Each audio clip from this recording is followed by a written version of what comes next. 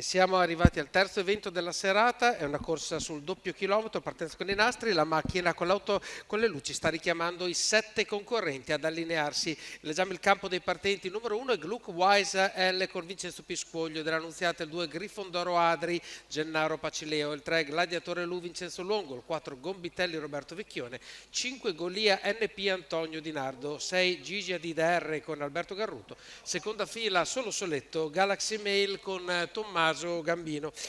La macchina si sta avviando nella curva e darà il via a questo premio Mirko Autofficina Meccanica autorizzata Citroën, che è la terza corsa appunto del convegno.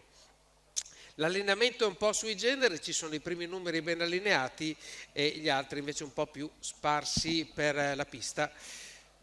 La macchina parte, il più veloce è Gladiatore Lu, all'interno regge l'attacco Grifondoro Adri che prova a mettersi davanti a tutti, ma è già un dato che Gluck Wise L sia rimasto lì a seguire le scie di quello che è l'attuale leader, prova a parcheggiare in seconda posizione Gladiatore Lu, ma Vincenzo Longo si rende conto che è un'operazione in questo momento non realizzabile, per cui rimane a destra, quindi segue Gluck Wise L, davanti, lo ripeto, Grifondoro Adri con Gennaro Pacileo dopo un 15-9 di prima frazione di avvio di questa corsa. E quindi adesso prova ad allungare, il Gladiatore non vuole rimanere a destra e vede arrivare da dietro Golia NP, per cui sveltisce la manovra, passa in testa Gladiatore Lu e arriva subito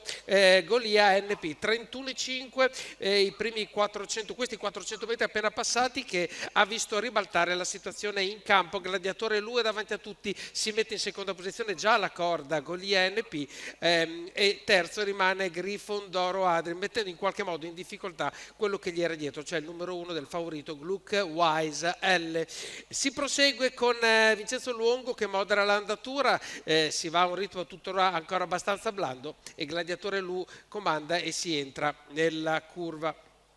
E Gladiatore Lu comanda dietro Golia NP, quindi Antonio Di Nardo attende il momento e incomincia adesso a mettere la figura a destra per ricominciare a creare quel minimo mezza ruota che impedisce agli altri anche di provare ad avanzare in maniera più determinata. Accelera un pochettino, almeno visivamente sembra così, Vincenzo Longo, Gladiatore Lu davanti, Antonio Di Nardo si mette a destra in maniera più decisa, dietro Antonio Di Nardo e Golia NP arriva Gluck Wise L che trova al suo interno Grifondoro Adri. 14,6 l'accelerazione effettivamente c'è stata e continua anche sulla penultima curva. Vincenzo Longo comanda, cerca di rendere difficile la camminata a chi lo segue, quindi soprattutto a Golia NP ma anche a Gluck Wise L che è l'altro contender assolutamente atteso. Entriamo nella retta delle scuderie e ora davvero si va a 14,6 per la penultima piegata e andiamo a concludere questo ulteriore parziale in 14, quindi se l'è data decisamente a gambe. Gladiatore Lu rimane comunque molto vicino, Golia NP addirittura continua a mantenere la testa a destra, dietro di loro attende il momento Gluck Wise L con Vincenzo Piscoglio dell'Annunziata che attende il momento. Si chiude la curva, 15,1, si è rallentato un po',